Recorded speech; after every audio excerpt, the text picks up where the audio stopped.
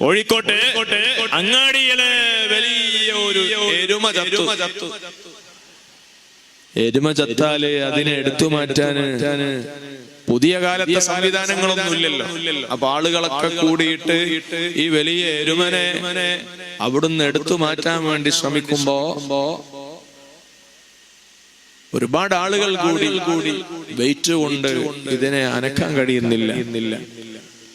ബഹുമാനപ്പെട്ട മുഹയ്യദ്ദീൻ സാഹിബ് റളിയല്ലാഹു അൻഹു കോഴിക്കോട്ടുണ്ടെന്ന് ബഹുമാനപ്പെട്ടവരോട് വന്നിട്ട് പറഞ്ഞു ഈ സംഭവം.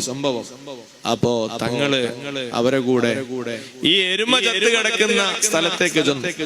അതിന്റെ വാലെടുത്തിട്ട് പറഞ്ഞു നീ ഇവിടുന്ന് ജനങ്ങളെ ശല്യം ചെയ്യാതെ ഒന്ന് എഴുന്നേറ്റ് പോയിക്കോന്നും പറഞ്ഞു വാല് പിടിച്ചു. ആ എരുമ എഴുന്നേറ്റോടി. ഇത് ട്രോളുന്നവർക്ക് രസകരമായ ട്രോള.